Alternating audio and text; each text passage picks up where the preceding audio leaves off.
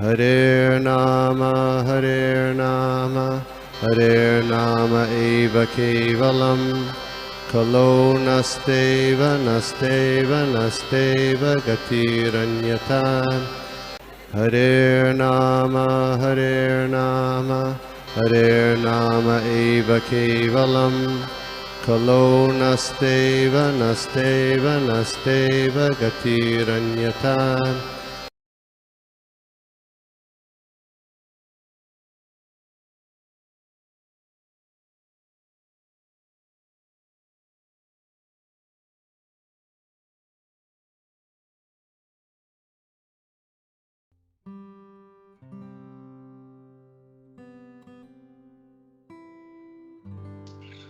तो हम पहले मंगलाचरण गाएंगे। ओम नमो भगवते वासुदेवाय। ओम नमो भगवते वासुदेवाय। ओम नमो भगवते वासुदेवाय। ओम ज्ञानतिमिरान्धस्य ज्ञानाञ्जनशलाकया चक्षुरुन्मीलितं येन तस्मै श्रीगुरवे नमः। श्रीचैतन्यमनोभीष्टं स्थापितं येन भूतले स्वयं रूपः कदा मह्यं ददाति सुपदान्तिकम्। वन्देऽहं श्रीगुरो श्रीयुतपथकमलं श्रीगुरून् वैष्णवांश्च श्रीरूपं सागरजातं सहगण रघुनाथान्वितं तं सजीवं साद्वैतं सावधूतं परिजनसहितं कृष्णचैतन्यदेवं श्रीराधाकृष्णपादान् सहगण ललिता श्रीविशाखान्वितांश्च। हे कृष्ण करुणा सिन्धो दीनबन्धो जगत्पते गोपेश गोपिकान्त श्रीराधाकान्त नमोस्तुते। तप्तकाञ्चन गौराङ्गी श्रीराधे वृन्दावनेश्वरी वृषभानुसुते देवी प्रणमामि हरिप्रिये। वाञ्छाकल्पतरुभ्यश्च कृपासिन्धुभ्य एव च पतितानां पावनेभ्यो वैष्णवेभ्यो नमो नमः। नमो ओम विष्णुपादाय कृष्णपृष्ठाय भूतले श्रीमते जयताक्षस्वामिनामिनि नमाचार्यपादाय निताय कृपाप्रदायिने गौरगदाम्य अनुग्रहामतारिणे। नमो ओम विष्णुपादाय कृष्णपृष्ठाय भूतले श्रीमते भक्तिवेदान्तस्वामिनि नामिनि नमस्ते सारस्वती देवी गौरवाणी प्रचारिणि निर्विशेषशून्यवादी पश्चात्देशतारिणि। जय श्री कृष्ण चैतन्य प्रभु नित्यानंद श्री अद्वैत गदाधर श्रीवासदि गौर भक्तवृंद। हरे कृष्ण कृष्ण कृष्ण हरे हरे हरे राम राम राम हरे हरे। मुखं करोति वाचालं पङ्गुं लङ्घयते गिरिं यत्कृपातमहं वन्दे श्रीगुरुं दीनतारिणं परमानन्दमाधवं श्रीचैतन्यमीश्वरम्। कथञ्चन स्मृते यस्मिन् दुष्करं सुकरं भवेत् विस्मृते विपरीतं स्यात् श्रीचैतन्यं नमामि तं। हरि ओम तत्सत्। Hare Krishna. So we'll first read the verse. Should I share my screen, Prabhu? Yeah, Prabhu, just a minute. I'll make you the presenter. Just a minute.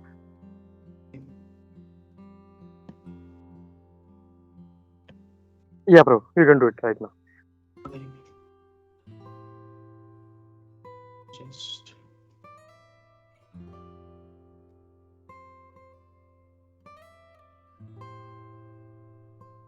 sorry. Screen.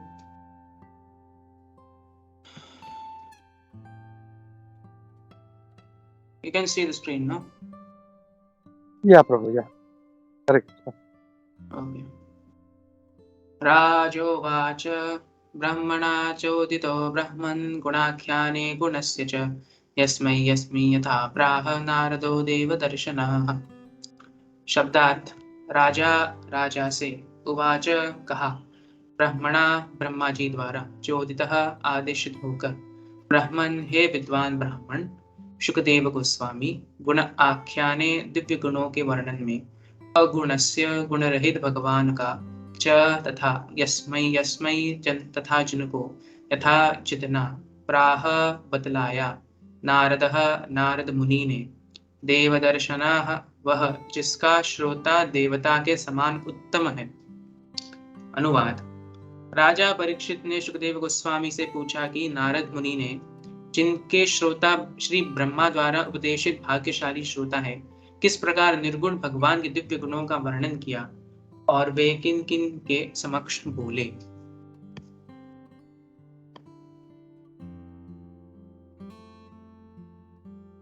तो यह जो श्लोक है ये क्या कहते हैं प्रथम श्लोक इस अध्याय का। यूजुअली मैं क्या करता हूँ मैं संक्षेप में कुछ बताता हूँ पर ये तो प्रथम श्लोक है इससे पहले तो कुछ था ही नहीं। तो अभी तो हम इस पर विस्तार से देखेंगे इस श्लोक में हो क्या रहा है हमारे आचार्यों ने इस पर क्या लिखा है हम वही मैं फिर से दोहराने वाला। तो पहले है राज उवाच। श्रील प्रभुपाद उवाच जो शब्द है उसका अनुवाद इंग्लिश ट्रांसलेशन देखेंगे तो वो कहते हैं कि इंक्वायर्ड। राजा मतलब किंग और उवाच मतलब प्रभुपाद जी उसका ट्रांसलेशन करते हैं इंक्वायर्ड। हिंदी में उसका ट्रांसलेशन है कहा, पर अभी तो उसका एग्जैक्ट ट्रांसलेशन प्रभुपाद जी लिखते हैं कि इंक्वायर्ड, क्योंकि मनुष्य धर्म जो है, मनुष्य धर्म या मनुष्य जीवन जो धर्म नहीं, मनुष्य जीवन जो है उसका कर्तव्य, इसमें एक मनुष्य का कर्तव्य है कि भगवान के बारे में जिज्ञासा कर। तो अगर हम वेदांत सूत्र खोलेंगे और उसका अगर हम पहला सूत्र पढ़ेंगे तो पहला सूत्र क्या है? अथा तो ब्रह्म जिज्ञासा। तो अथा तो ये शब्द है, ये दो शब्दों से आता है, अथ, ओके, यह है पहला शब्द, एंड अतः यह है दूसरा शब्द। सो अथा तो का अर्थ है अभी, और अभी इसलिए ब्रह्म जिज्ञासा। ब्रह्म जिज्ञासा मतलब ब्रह्मांड के बारे में जिज्ञासा करो। क्यों करना है? यह एक बड़ा प्रश्न उठता है, क्योंकि व्यक्ति भगवान के पास कब जाता है? भगवत गीता में कृष्ण कहते हैं, भगवान श्री कृष्ण कहते हैं भगवत गीता में कि अर्थो जिज्ञासु अर्थार्थी ज्ञानी, कि ये चार लोग भगवान के पास आते हैं, जिनको पैसे चाहिए, जिनको ज्ञान चाहिए, जैसे जिज्ञासु मतलब जिनको भगवान के बारे में जानना है, अर्थार्थी पहला अर्थ है कि जो पूरे डिस्ट्रेस में है, उनका जीवन अच्छा नहीं चल रहा है इसलिए वो भगवान के प्रति जाते हैं। जिज्ञासु मतलब उनको भगवान के बारे में जानना है। अर्थार्थी मतलब जिनको पैसे चाहिए, और ज्ञानी जो है उसको भगवान कौन है, उसको पूरी सृष्टि के बारे में जानना है, सृष्टि से बाहर कैसे निकले वो भी जानना है। और इसलिए भगवान कहते हैं कि ज्ञानी जो है वो सबसे प्रिय है। सो प्रियो ही ज्ञानिनो त्यर्थम अहम सच मम प्रिय, कि ज्ञानी जो है वो सबसे प्रिय है। अभी तो एक काउंटर आर्ग्यूमेंट आ सकता है कि भगवान के बारे में जिज्ञासा करना क्यों है, क्योंकि अगर हम शास्त्र ऋग्वेद देखेंगे, ऋग्वेद क्या है?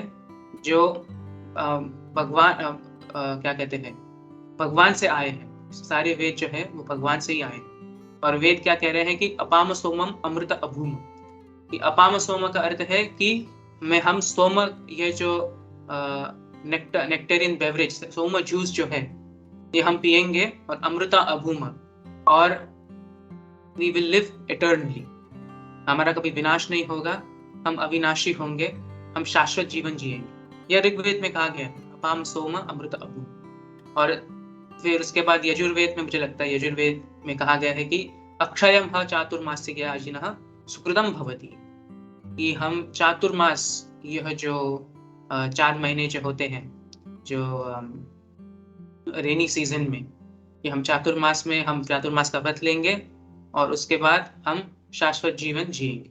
तो ये दोनों जो क्या कहते हैं, श्लोक नहीं कह सकते, सूक्त कह सकते हैं, यह सब ऋग्वेद में या वेदों में इसका कथन है, इनके कथन है। तो एक बड़ा अच्छा प्रश्न है कि अगर मैं सिर्फ सोमा जूस पीऊं और चातुर्मास का व्रत करूं तो मैं शाश्वत जीवन जी सकता हूं, जैसे ब्रह्म के बारे में जिज्ञासा करने की आवश्यकता क्या है? अपितु इसका एक काउंटर आर्ग्यूमेंट मुंडक उपनिषद में हमें मिलता है, जहां पे कहा जाता है कि परीक्ष लोकान कर्मचितान ब्रह्म निर्वेद माया नास्कदत्य कृतेन, कि एक ब्राह्मण जो है वो देखता है, परीक्ष लोकान, वो पूरी सृष्टि को देखता है और कहता है कि अगर मुझे दूसरे लोकों में जाना है, अगर मुझे परलोकों में जाना है तो मुझे कुछ कर्म करना पड़ेगा। कर्म करने के बाद मैं उस लोक में जाऊंगा और मैं उसमें क्या कहते हैं, मैं सुख प्राप्त करूंगा, मैं क्या कहते हैं, बहुत साल जीऊंगा, 100-200 साल नहीं, मतलब सैकड़ों करोड़ों साल के लिए मैं जीऊंगा।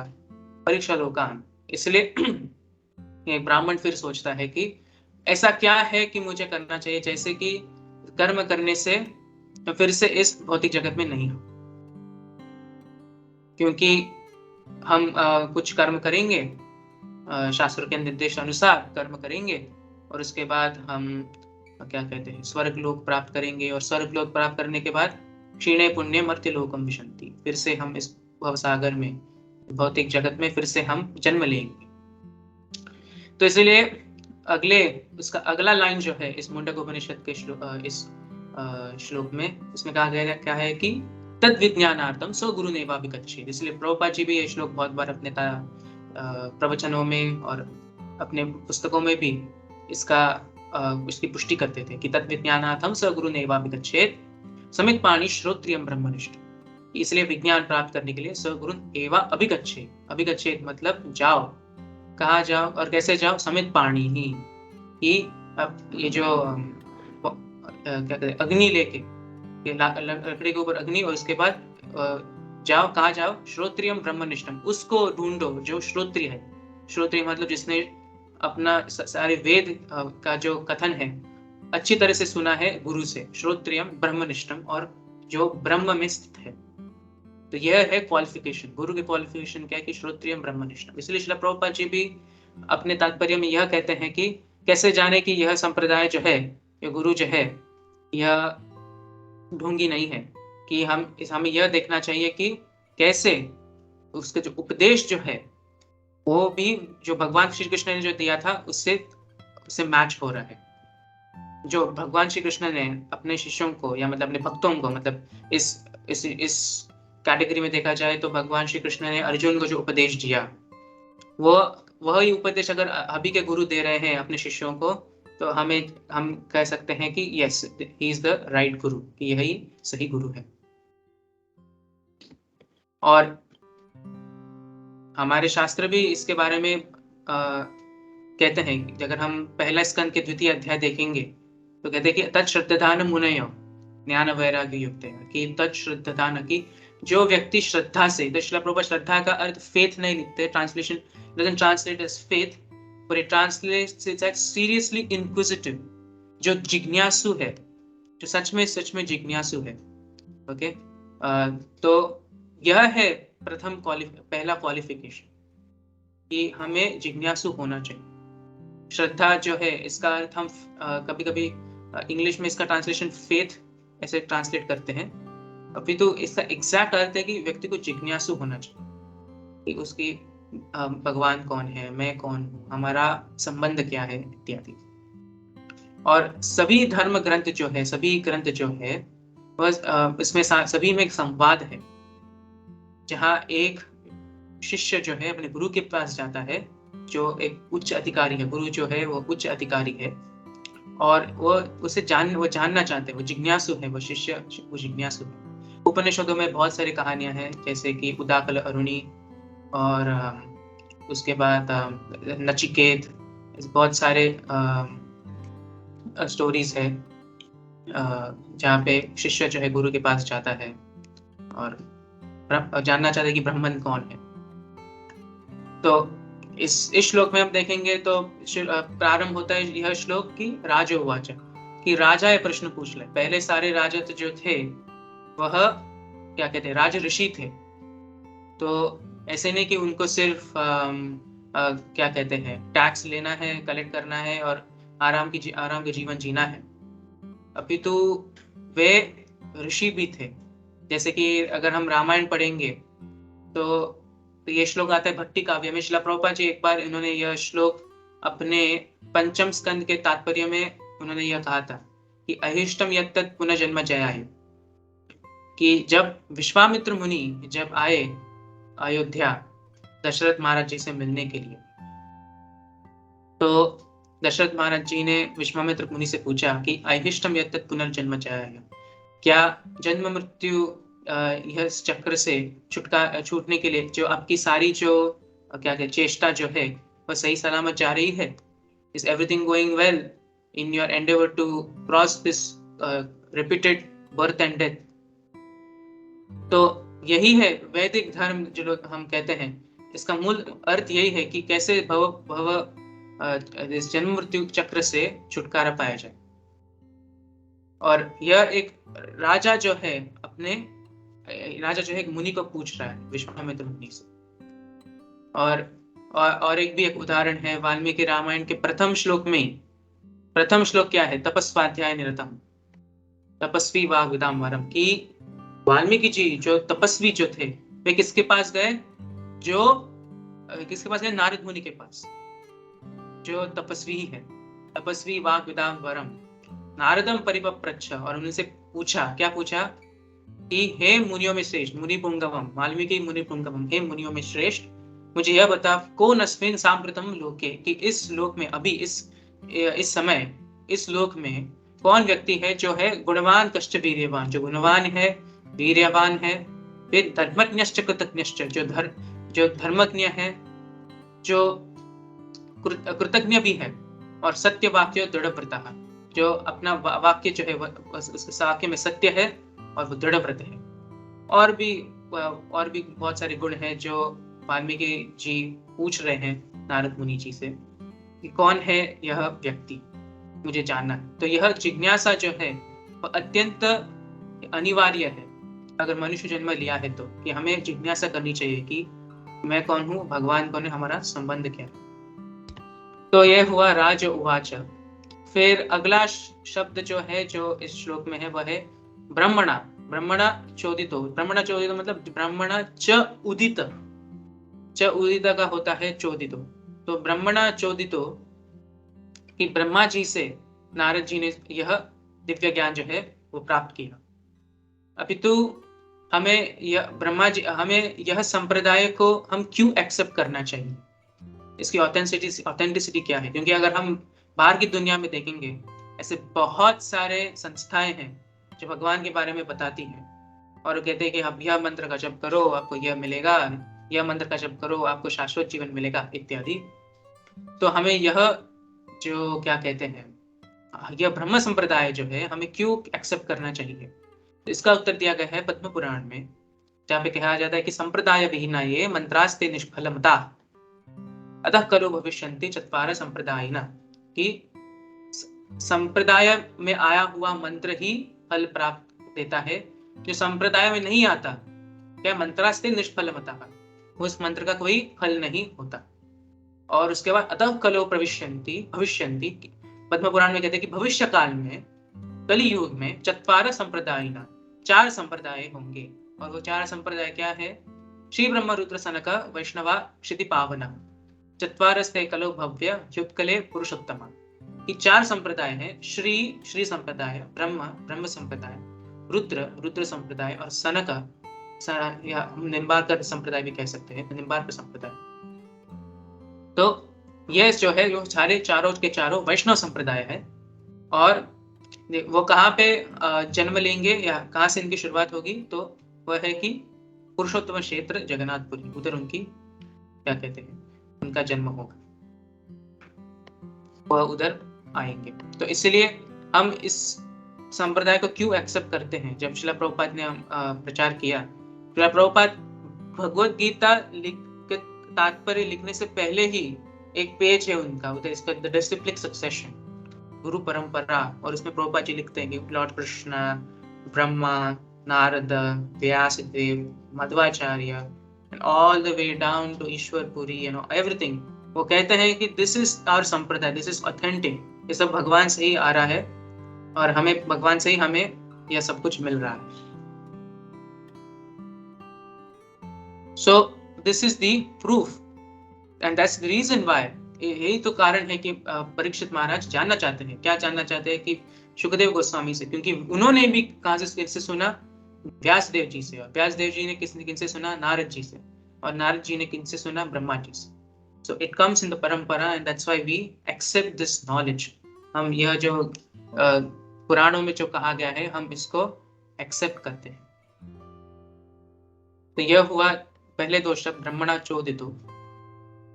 फिर तीसरा शब्द है ब्राह्मण, जो श्रील प्रभुपाद जी अपने शब्दार्थ में कहते हैं कि हे ब्राह्मणा, या एक्चुअली नॉट एग्जैक्टली हे ब्राह्मणा, हे विद्वान ब्राह्मण।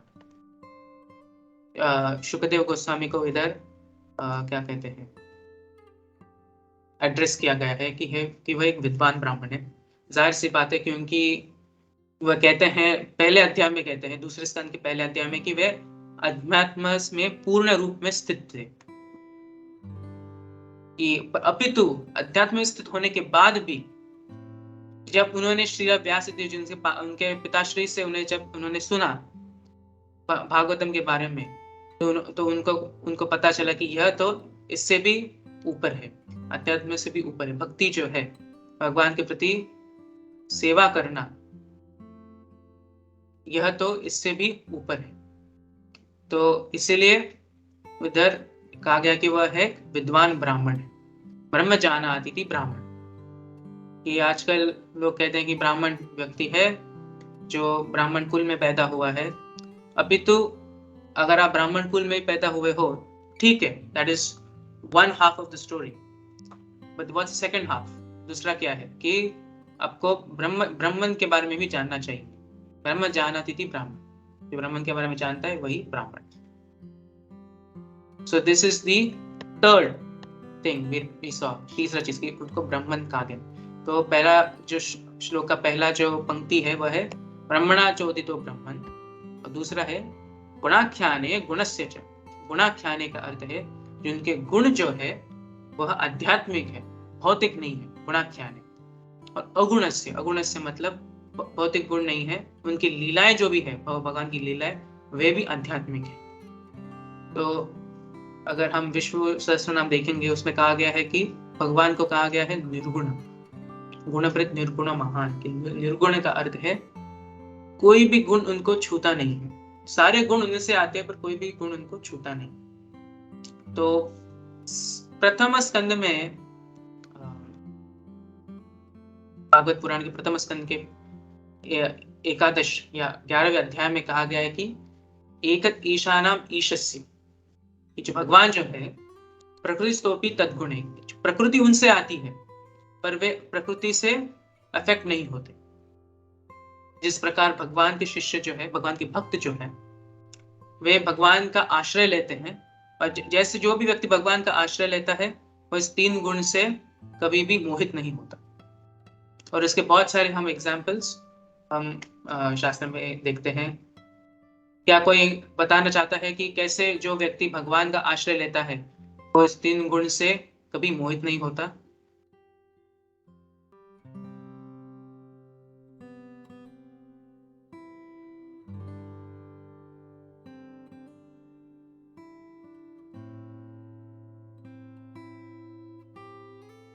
I'll repeat the question once again. ऐसा कोई उदाहरण है शास्त्र में कि जो व्यक्ति भगवान का आश्रय लेता है वह 3 गुण से कभी भी मोहित नहीं होता?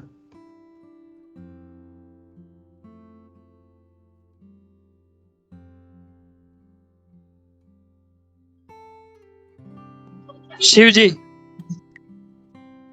शिव जी, ठीक है। कैसे प्रभु, क्या आप बता सकते हैं कैसे शिव जी भगवान का आश्रय लेके भी मोहित नहीं होते? क्योंकि शिव जी जो है वो भगवान के ही एक रूपांतर रूप में है। जैसे ये दूध से दही होता है वैसे, और वे मतलब यानी वे तमोगुण, मतलब उनसे ये प्रेरित होते हैं, लेकिन वे उससे ये थोड़ा भी इससे स्पर्श नहीं होता, क्योंकि उनका जीवन में देखते हैं कि वो जैसे यहाँ स्मशान में है और जो आसपास में पूरा तामसी है, लेकिन उनको वो स्पर्श नहीं होता और वो भगवान का स्मरण करते नहीं रहता। जी प्रभु, तो आपने कहा कि कैसे शिव जी जो तमोगुण ये क्या कहते हैं, देवता नहीं कह सकते पर उसको कंट्रोलर कह सकते हैं। जैसे कि Lord Brahma is control of mode of passion, वैसे ही Lord Shiva is control of mode of ignorance, तमोगुण।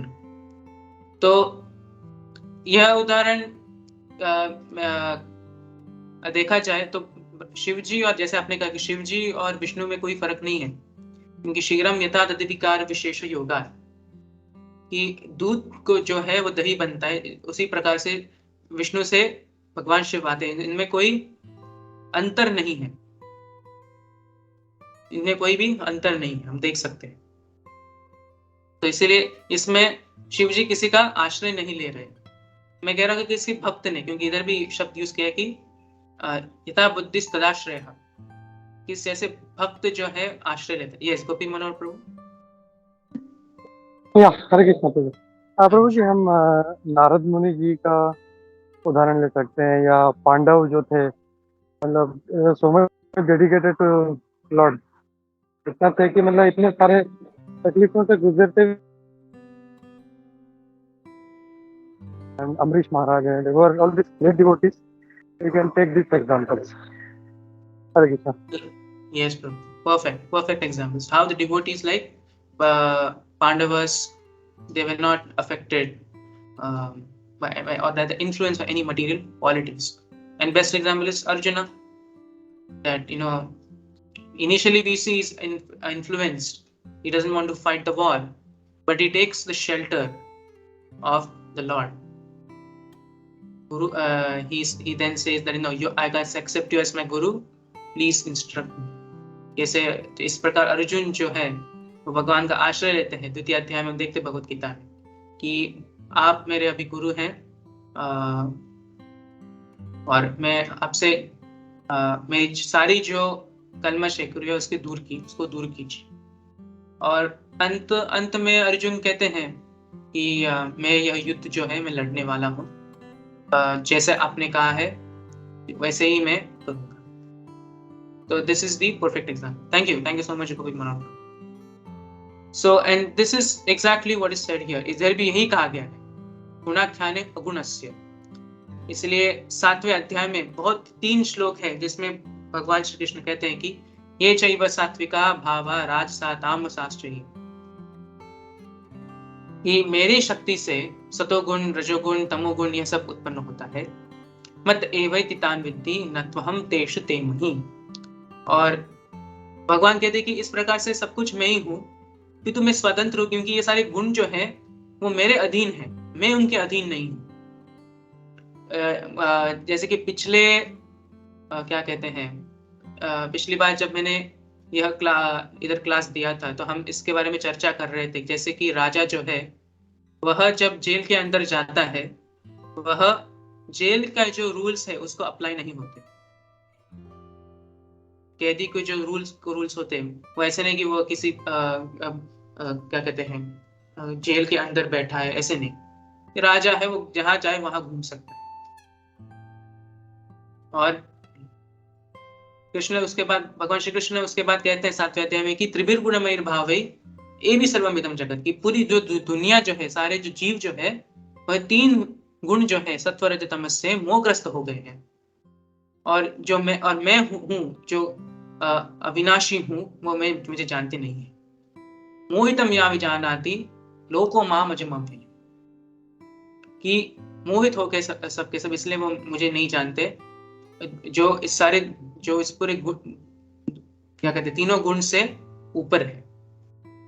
और उसके बाद भगवान कहते हैं कि अगर ऐसा ही सिचुएशन है तो कैसे हम 3 गुण से ऊपर जाए, क्योंकि हम मोहग्रस्त हो गए हैं। तो इसका भी उत्तर भगवान देते हैं कि दैवी ऐसा गुण में ही माया दुर्त्यया, कि यह जो 3 गुण है ये मेरी दैवी शक्ति है और इसके पार करना अत्यंत कठिन है। अपितु जो मेरी शरण लेता है वह सरलता से इसको पार कर सकता है। मामेव ये प्रपद्यन्ते मायामेतां तत्, कि जो मेरे शरण लेता है वो आसानी से उसको पार कर सकता है।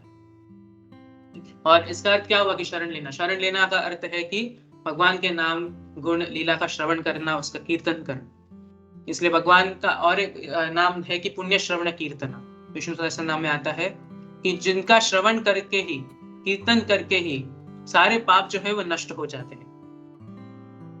इसलिए प्रथम स्कंद के 2 अध्याय में भी यही कहा गया है कि नष्ट प्रायशु भद्रेशु, सब भद्र है जो नष्ट हो जाते हैं। नित्यम भागवतम से, प्रतिदिन भागवत का श्रवण करके। और गृहस्थों के लिए नित्यम मतलब प्रतिदिन थोड़ा सा समय निकाल के करना चाहिए। ब्रह्मचारी वानप्रस्थीय सन्यासी, उनको तो मतलब 1 घंटा नहीं 2, 3, 4 घंटे बहुत क्या कहते हैं जितना समय हो सके उनको देने चाहिए भागवत पढ़ने और श्रवण करने के लिए।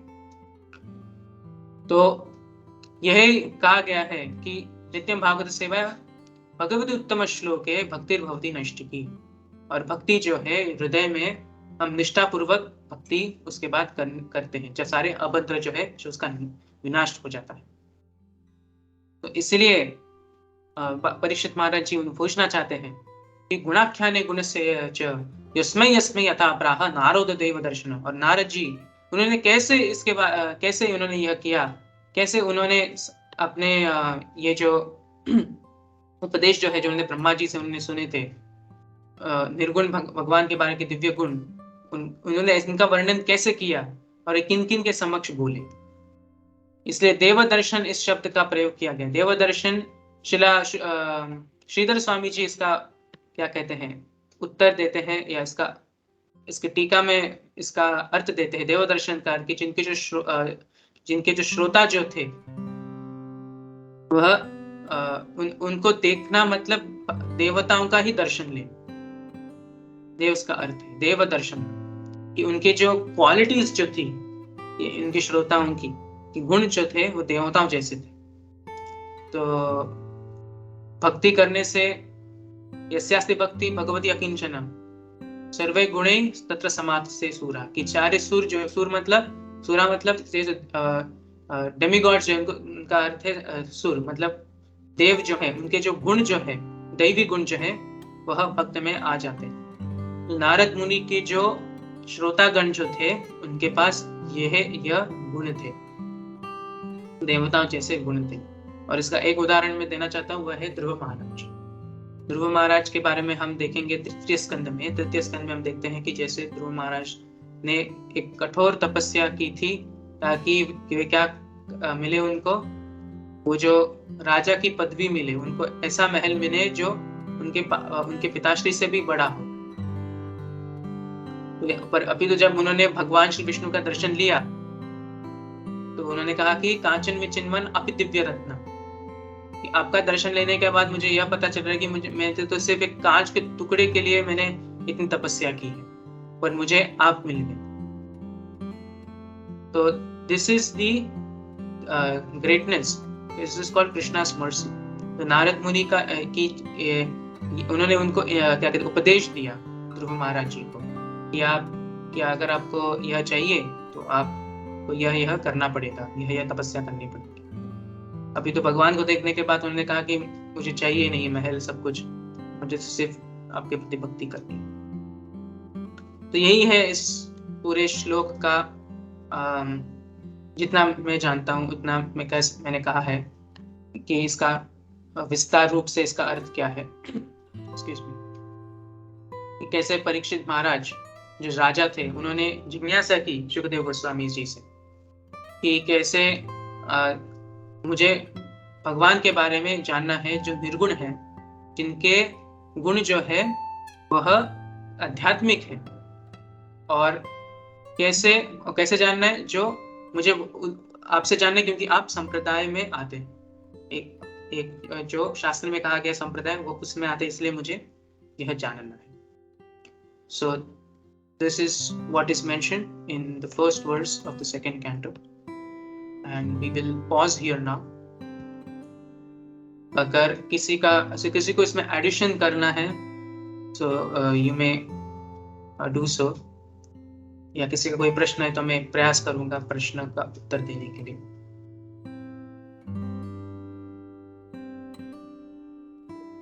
Hare Krishna. Thank you, Jyoti Prabhu. Very nicely presented.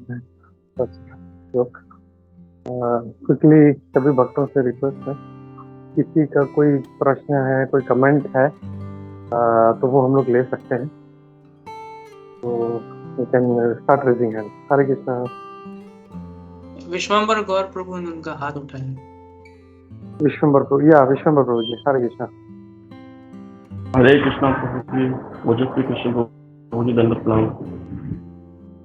काफ़ी अच्छा क्लास था आपका, और मैंने शायद पहली बार सुना है क्योंकि मैं भी नया ग्रुप में हूँ। और काफ़ी जिस तरीके से आपने बताया कि आप भक्ति वैभव भी आपका हो चुका है, और आपने जिस तरह से क्लास दी है तो बाकी काफ़ी हाई लेवल की क्लास थी। मैं धीरे धीरे समझा इस क्लास को। बस मेरा कुछ भी ऐसा डाउट नहीं है, लेकिन आपने कहा था कि वो इसको वेद के एक श्लोक के लिए आपने कहा था, इसको हम श्लोक तो नहीं कह सकते, उक्ति या पुक्ति शब्द कुछ कहा था आपने, ऐसा इसको हम कह सकते हैं जी। श्लोक का दोनों में फर्क रहता है। क्षमा चाहता हूँ, आपका आवाज कट गया, आप कुछ कह रहे ताकि उस मतलब हम उसको श्लोक नहीं कहते, आपने कहा उसको हम पुक्ति कह सकते हैं। तो दोनों में क्या कुछ बड़ा फर्क रहता है, या क्या फर्क है इन दोनों में? प्लीज। तो श्लोक जो है, इसका अगर हम एक्चुअल अर्थ देखेंगे, मतलब इसके 4 पंक्ति होने चाहिए और हर पंक्ति में 8 अक्षर होने चाहिए। और इसके और भी कुछ रूल्स होते हैं कि पहले 2 अक्षर में गुरु अक्षर, फिर उसके बाद एक लघु अक्षर, ऐसे रूल्स होते हैं जो क्या कहते हैं, I'm forgetting the word, जो पोएट्री या जो कविता के रूप में जो लिखते हैं, इसे उसके रूल्स कहते हैं इसको। तो इसलिए भगवत गीता में ज्यादा से ज्यादा श्लोक हम देखेंगे वह है अनुष्टुप छंद में, या छंद, इसको छंद कहते हैं। तो छंद के कुछ नियम होते हैं। अभी तो अगर हम उपनिषद देखेंगे, most Upanishads do not incorporate the chanda concept. They have either it's free written, actually not even free written, it's actually in sukta format.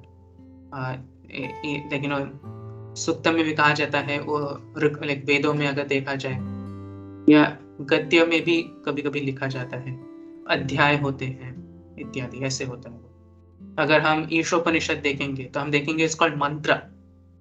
हम ईशोपनिषद पुस्तक देखेंगे तो उसमें लिखा है मंत्र 1, मंत्र 2, क्योंकि ये मंत्र होते हैं, इनको एक प्रकार से गाया जाता है, क्योंकि यह जो है जैसे हमने सुना है वैसे ही गाया जा सकता है। तो इसलिए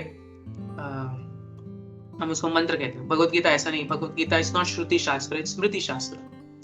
तो इसलिए उसमें वह जो है वो लिखा गया है व्यासदेव जी ने। अभी श्रुति जो है वो कभी लिखते नहीं है। अभी तो 300 साल पहले, 400 साल पहले उसे लिखा गया था, लोग इसे लिखना शुरू किया। अभी तो कभी इसको लिखा नहीं जा सकता। इसको गुरु जो है अपने शिष्य को बताता है, और वो अपने शिष्य को बताता है, ऐसे वो एक परंपरा में जाता है।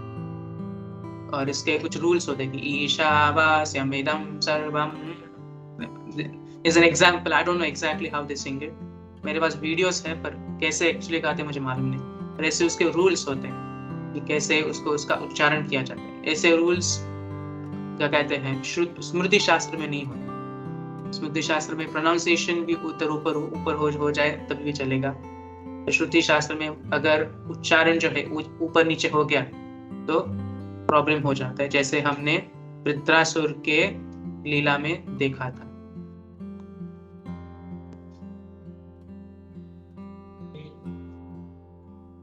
I hope that answers your question, Prabhu. जी Prabhu ji, Hare Hare Krishna. Thank you very much Prabhu. Prabhu just remember, जैसे प्रभु विष्णु प्रभु ने पूछ रहे थे, तो that shloka that you referred, जो 4 अपने जो संप्रदाय हैं, can you share that on the chat box Prabhu, for benefit of everybody? few shlokas you mentioned. Sure. And the Padma Puran one I'll share. Anything else you want me to share? No, that's it. Only that part. That this will be the condition of Kali Yuga, and Kali Yuga में ये that जो संप्रदाय हैं वो ये होंगे. And also I just remembered, sorry if I'm keeping you waiting. You said कि ये सबका जन्म जो है संप्रदाय का ये जगन्नाथपुरी में होगा. So can you elaborate on that too? How is that? Yes. So from what I've heard and read, because even when I read this for the first time, I was also a little confused. मैंने भी अभी पहली बार ये पढ़ा था, मैं भी थोड़ा सा confused ही था. पर क्या कहते हैं? Again, please don't quote me. I can be corrected for what I'm saying. I would rather just not. Sorry. I would like to take my word. मुझे इसका उत्तर नहीं देना, क्योंकि मैं अनश्योर हूँ और मुझे किसी को आधा ज्ञान नहीं देना है. वो तो it's poisonous to give half knowledge. So I'll just. Okay. But can you get some references from somewhere, and can you later on share with us? I will take your mobile number, and then if you give me like 5 days, 10 days. Whatever time. Give me like 2 minutes. I can just get you right now because I have read it.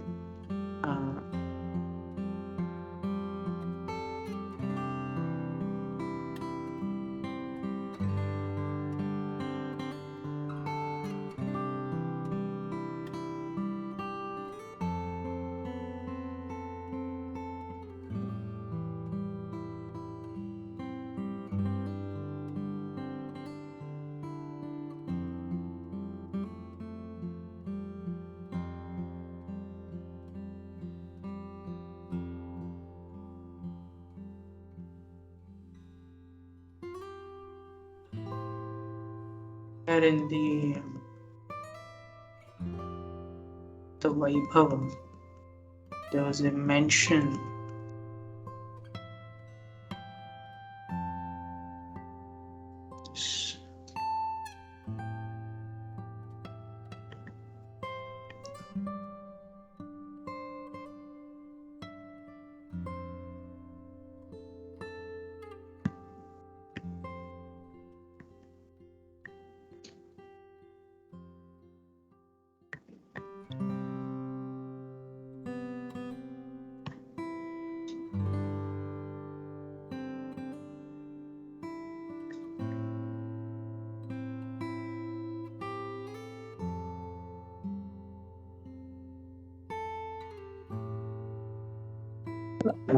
Krishna, if you want, you can take some time, Prabhu, and later on I will take your mobile number, and you can share it later on with them, and then I will share it on the group.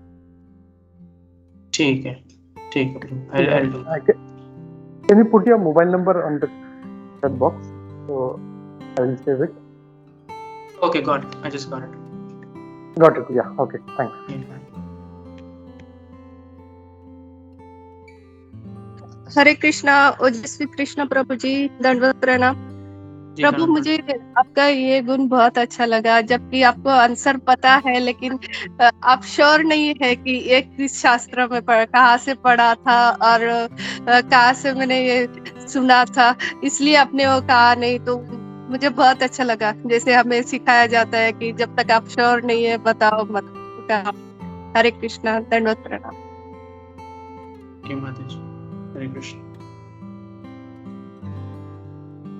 This is something that is written by Srila Bhakti Vikas, Srimad Bhakti Vikas Swami Maharaj. You can take this as an answer. There was another answer which I cannot find it right now, which talks about how Madhvacharya started. Anyways, something, not nothing. Yeah, no, thank you. Why this? ये question क्यों मेरे मन में आया, क्योंकि 4 संप्रदाय जो हैं वो तो ब्रह्मा जी, रुद्र जी और श्री संप्रदाय और कुमार जी से आते हैं। तो दैट्स मतलब हम लोग को ये कंफ्यूजन आता है कि ये पूरी में कैसे स्टार्ट हुआ। So this verse, actually, I'll tell you the history of this verse, because and why it was, and who quoted it. So this was actually quoted by Baladev Vidyabhushan when he was writing the book called Prameya Ratnavali. Prameya का अर्थ है propositions, and Ratnavali means, we can roughly translate it as a jewel box. So call it a jewel box of propositions. तो उसमें उन्होंने यह श्लोक जो है इसका उन्होंने कोटेशन दिया है।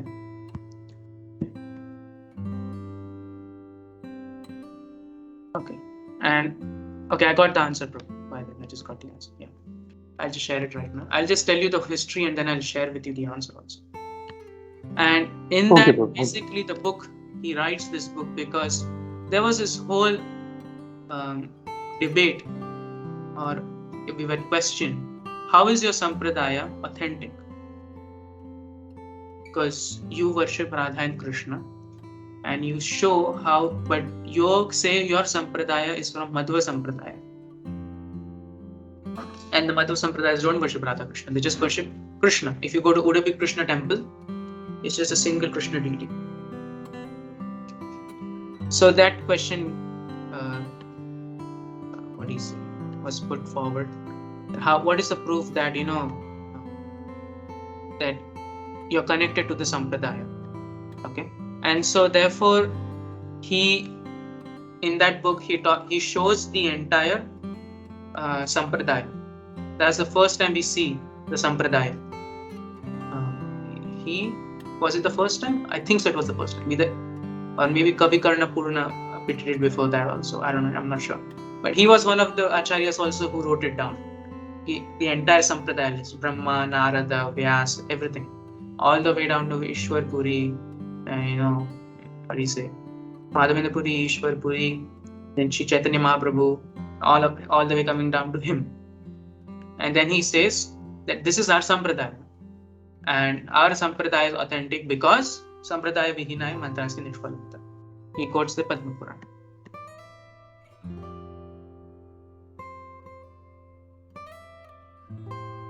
So this is actually Okay. mentioned in the Rameya Ratnamali. Okay, I'll now share about the Odisha or the Utkal, how they appeared all in Odisha. This is the answer given by Bhanu Maharaj.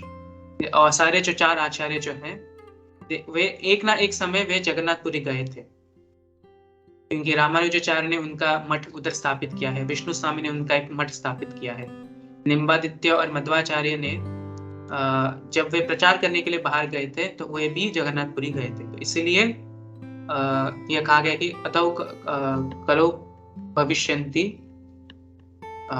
And में कहते हैं चत्वारस्ते कलो भव्युत्कले पुरुषोत्तम, उत्कल में, जिसको उत्कल मतलब ओडिशा, उधर पुरुषोत्तम क्षेत्र में उधर जो है सारे संप्रदाय का जन्म हुआ था।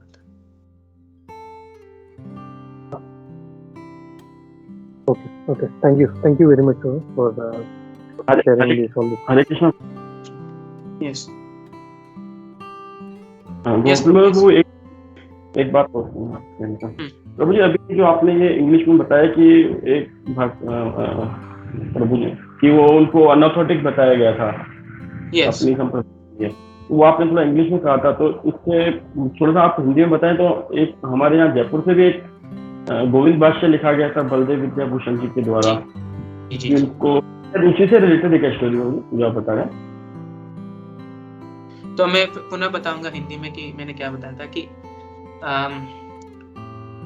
प्रश्न किया था हमें हमारे पूर्व पक्षों ने कि कैसे हमारा संप्रदाय जो है वह ऑथेंटिक है, कि वह कि हम कैसे हम मध्व संप्रदाय से हम जुड़े हुए, इसका अब कैसे प्रूफ दे सकते हैं। क्योंकि मध्वाचार्य ने उनके शिष्य ने, मैं उनका नाम मुझे लगता है उनके शिष्य ने, उन्होंने नव प्रमेय जो है वह एक पुस्तक लिखा था। नव प्रमेय मतलब 9 प्रमेय होते हैं। I don't know how to explain propositions. एक मिनट, उसका मैं गूगल ट्रांसलेट करता हूँ।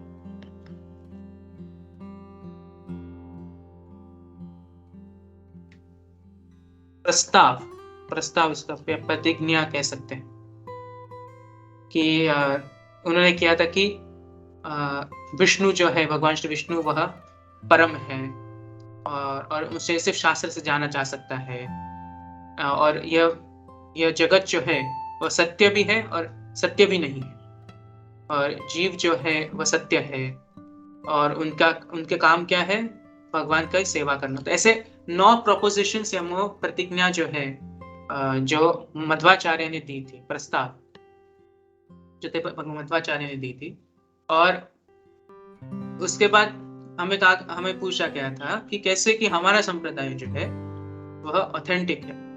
सो देन ही प्रूव्स कि पहले ही बात 4 संप्रदाय है वो ऑथेंटिक है, वो प्रूफ करते हैं पद्म पुराण से कोट करके, ये श्री ब्रह्म जो मैंने इस क्लास में दिया था। उसके बाद वो कहते हैं कि अब यह है हमारा संप्रदाय, फिर वो कोट करते हैं कि मध्वाचार्य ने इनको दिया, ऐसे कोट करके कहते हैं कि अब वह मेरे पास आ गया है, यह संप्रदाय अभी भी चालू है। तो दैट्स व्हाट ही कनेक्ट्स। और उसके बाद कहते हैं कि कैसे मध्वाचार्य के 9 प्रमेय हैं, हमारे भी 9 प्रमेय हैं, और कैसे कुछ तुलना है पर कुछ चीजें भी हैं जहां पे हम थोड़ा भेद करते हैं। इसलिए विसे गौड़ीय ब्रह्म मध्व गौड़ीय संप्रदाय, हमारा एक शाखा भेद है। Our root is Madhvacharya, but we have a branch which goes off like this, and that is our branch. ये हमारा क्या कहते हैं, ब्रांच को क्या कहते हैं?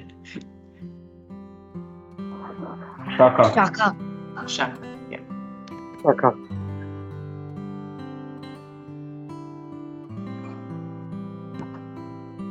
हरे कृष्ण प्रभु जी,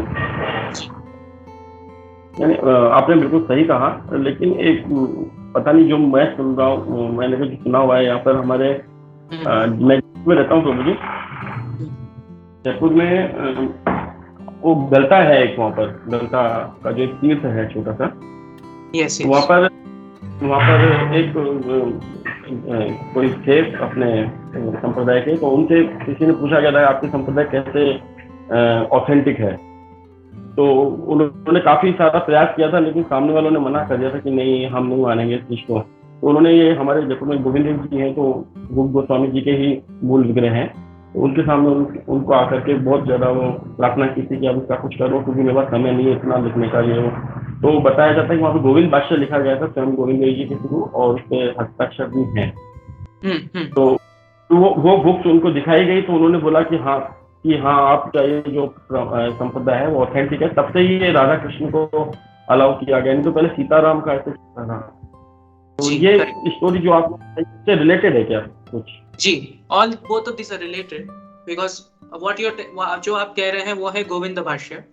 क्योंकि रूल क्या है, संप्रदाय, अगर आपका संप्रदाय ऑथेंटिक है, इसका रूल क्या है कि पहली बात आपको 10 उपनिषद है तो उस पर आपको टीका लिखनी है। दूसरी बात है आपको वेदांत सूत्र पे टीका लिखनी है, यह है। और तीसरा है भगवत गीता के ऊपर आपको टीका लिखनी है। तो 3 इसको कहते हैं प्रस्थान त्रयी। ये 3 ये चीजों हैं, इस पर आपको टीका लिखनी है तब। और अगर आपने पूर्व पक्ष को आपने डिफीट किया तो आपकी संप्रदाय जो है वो ऑथेंटिक है, आपने प्रूफ अच्छी तरह से आपने प्रूफ किया। और बलदेव विद्याभूषण से पहले किसी ने भी इस भगवत गीता पे टीका लिखी हुई थी, अपितु वेदांत सूत्र पे और दशोपनिषद पे किसी ने टीका नहीं लिखी थी। तो इसीलिए यह कहा गया था कि आपका संप्रदाय जो है ऑथेंटिक नहीं है। वेदांत सूत्र पे टीका नहीं लिखा गया था क्योंकि चैतन्य महाप्रभु ने स्वयं कहा है, गरुड़ पुराण से उन्होंने कोट किया कि भाष्यम ब्रह्म सूत्राणाम, Srimad Bhagavatam is the authentic commentary on the Bhagavata on the Vedanta Sutra. Vedanta सूत्र पे जो टीका जो है वो क्या है, श्रीमद् भागवतम। तो इसलिए गोस्वामी जियों ने किसी गोस्वामी ने टीका नहीं लिखी, अपितु यह हमें पूछा गया था। वो कह रहे थे कि आपके संप्रदाय जो ऑथेंटिक नहीं है ना। दैट्स लाइक इफ योर संप्रदाय इज नॉट ऑथेंटिक तो आपको फॉलो कौन करेगा? तो सारे जो जैसे आपने कहा कि राधा कृष्ण वर्शिप अलाउ किया कैसे किया जाएगा, तो टू सेव आवर संप्रदाय, इसलिए श्रील प्रभुपाद जी भगवद गीता के स्टार्टिंग में लिखते हैं कि he dedicates this to Baladev Vidyabhushan. क्यों? क्योंकि उन्होंने गोविंद भाष्य लिखा था, जिससे हमारा संप्रदाय जो बच गया, वरना हमें अनऑथेंटिक कहा जाएगा, you are not authentic enough.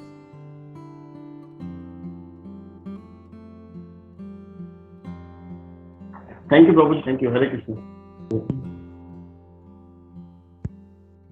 Thank you, Ojasvi Prabhu. Thank you very much for this so much elaboration. हरे कृष्ण। तो हम लोग रुकते हैं आज के लिए। Thank you, Ojasvi Prabhu, once again.